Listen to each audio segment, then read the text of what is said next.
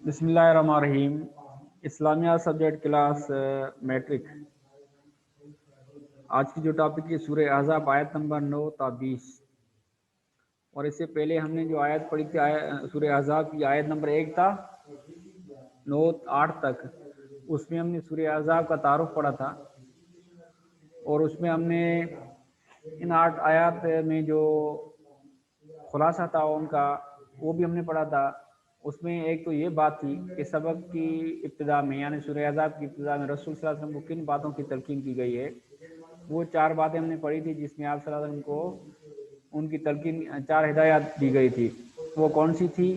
منافقوں کا نہ ماننا، اللہ سے ڈرتے رہنا، وحی کی اطاعت کرنا اور اللہ پر بھروسہ کرنا، یہ ہم نے پڑھا تھا۔ پھر ہم نے جاہلیت کے دور کی 3 رسومات تھی وہ پڑھی تھی پچھلی ٹاپک میں۔ ایک تھی جو کسی کے دل میں سینے میں 2 دل نہیں ہوتے، ایک یہ پڑھی تھی، اور دوسری ہم نے پڑھی تھی زہار کی، اور تیسری ہم نے پڑھی تھی منہ بولے بیٹوں کے بارے میں۔ جاہلیت کے دور میں لوگ سمجھتے تھے کہ یہ حقیقی بیٹے ہیں۔ ان تینوں کی تردید، یہ پچھلی ٹاپک کا خلاصہ تھا۔ لیکن اب جو یہ ٹاپک شروع ہو رہی ہے آیت نمبر 9 تا 20 تک، اس کا خلاصہ اس کو ہم 2 حصوں میں تقسیم کرتے ہیں۔ ایک غزوہ بدر کا تعارف، اور دوسرا ہے منافقین کا جو تبصرہ تھا۔ یہ 2 باتیں، غزوہ بدر نہیں بلکہ غزوہ احزاب۔ غزوہ احزاب کا تعارف، غزوہ احزاب میں انعامات جو مسلمانوں پر مدد کے لیے کی گئے تھے۔ اب سب سے پہلے ہم یہ بتاتے ہیں کہ غزوہ احزاب ہے کیا، اس کا مختصر تعارف۔ غزوہ تو کہتے ہیں کہ وہ جنگ جس میں آپ صلی اللہ علیہ وسلم بذات خود شریک ہوئے ہوں، اور احزاب یہ حزب کی جمع ہے جیسے آپ نے پہلے پڑھا تھا، اور حزب کہتے ہیں لشکر کو، احزاب بہت سارے لشکر۔ اس غزوہ کو احزاب اس لیے کہتے ہیں کہ مکے کے بہت سارے لشکر مدینے والوں مسلمانوں پر حملہ کرنے آئے تھے۔ یہ غزوہ احزاب 5 ہجری میں لڑی گئی تھی۔ اس کا جو بنیادی یا اہم سبب کیا تھا، یعنی کیوں یہ لڑی گئی، کہ دن بدن مسلمانوں کا اسلام کا مستحکم ہوتے جانا، اور ویسے بھی جو غزوہ احد یا غزوہ پہلے ہوئی تھی ان کا انتقامی کارروائی بھی ان کے ذہن میں تھی۔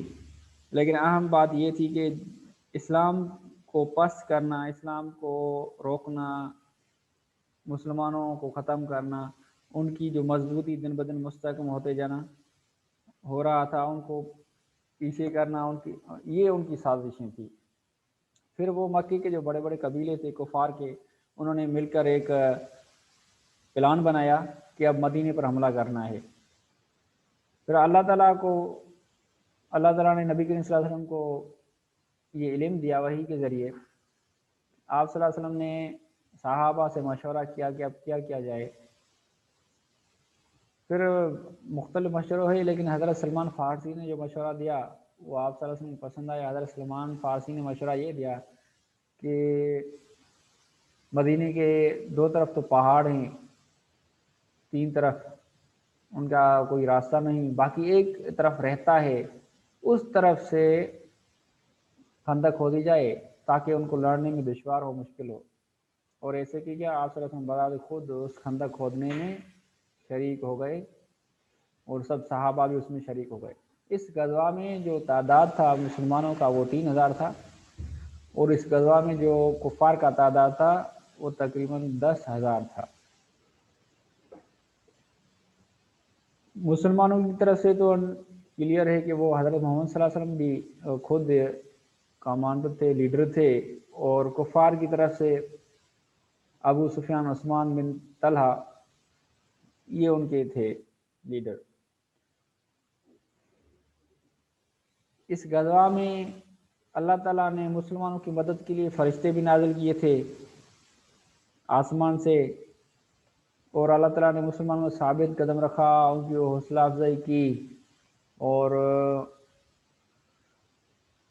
تقریباً ان کے 6 مسلمان شہید ہوئے تھے اور ان کی طرف سے بھی قتل ہوئے تھے، کفار کی طرف سے بھی۔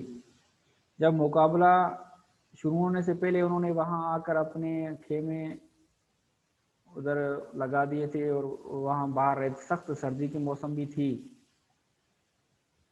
آپ صلی اللہ علیہ وسلم نے حضرت حذیفہ بن الیمان رضی اللہ تعالیٰ عنہ کو ان کی معلومات حاصل کرنے کے لیے بھیجا اور دعا دے کر حضرت حذیفہ وہاں گئے، ان کی پوری معلومات لے کے آئے۔ پھر ان میں سے ایک جو بہادر تھا ان کا عمر بن عبد ود، وہ کراس کر کے آیا خندق، اور اس نے مقابلے کے لیے کہا مسلمانوں کو۔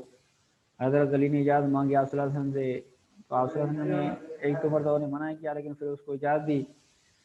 پھر حضرت علی رضی اللہ عنہ نے اس کو قتل کیا۔ مختصر بتاتا ہوں، ڈیٹیل میں نہیں بتاتا ہوں، کیونکہ پہلے آپ کو بھی ڈیٹیل میں بتا چکے تھے، لیکن اب تاکہ خلاصہ آپ کو یاد رہے۔ پھر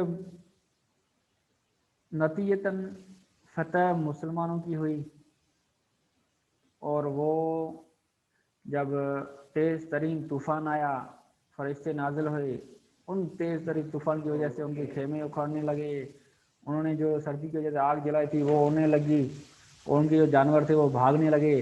پھر مجبوراً ابو سفیان نے اعلان کر دیا کہ اب واپس چلیں، تو وہ ذلیل الرسوا ہو کر ناکام ہو کر واپس چلے گئے۔ تو یہ اس آیت، اس ٹاپک میں بھی اللہ یہی کہتا ہے، اے ایمان والو اللہ کی نعمت کو یاد کرو جو آپ کے اوپر تھی، اذ جاءتکم جنودن، جب آپ کے پاس لشکر آرمی آئی تھی، یعنی فرشتے بھیجے تھے اللہ تعالیٰ کی آرمی۔ فارسلنا علیہم ريحا، اور تیز ترین ہوا بھی بھیجی جن کو آپ نہیں دیکھتے تھے، لشکر بھی بھیجا جن کو آپ نہیں دیکھتے تھے۔ ہوا کو وہ تو محسوس ہو رہے تھے، لیکن جو لشکر تھا ان کو آپ نہیں دیکھتے تھے، اور آپ اس وقت بڑے گھبراہٹ میں تھے۔ اللہ تعالیٰ نے اس وقت آپ کو سخت آزمایا۔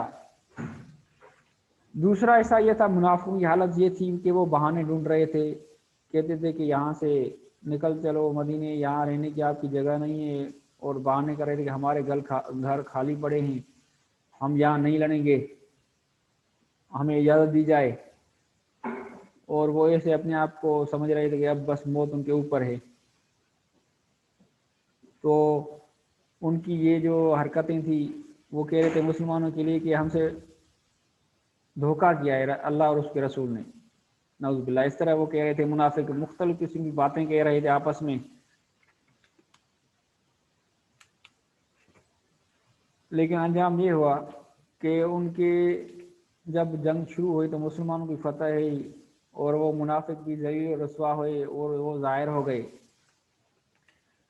اب ان کے جو سوال ہیں اس سبق کی آیت کی روشنی میں بتائیں کہ غزوہ احزاب میں اہل ایمان کو اللہ کی تائید و نصرت کیسے آئی۔ مختصر آپ کو بتاتا ہوں کہ وہ آپ اس میں لکھیں گے اللہ کی تائید و نصرت فرشتوں کے ذریعے ہوئی، اور تیز ترین طوفان کے ذریعے ہوئی، جس کی وجہ سے ان کے خیمے اکھڑ گئے، جانور بھاگنے لگے، آگ جو جلائی تھی سردی کی وجہ سے اڑنے لگی، ان کے خیموں کو یا جانور کو لگنے لگی تو وہ مجبوراً بھاگنے لگے۔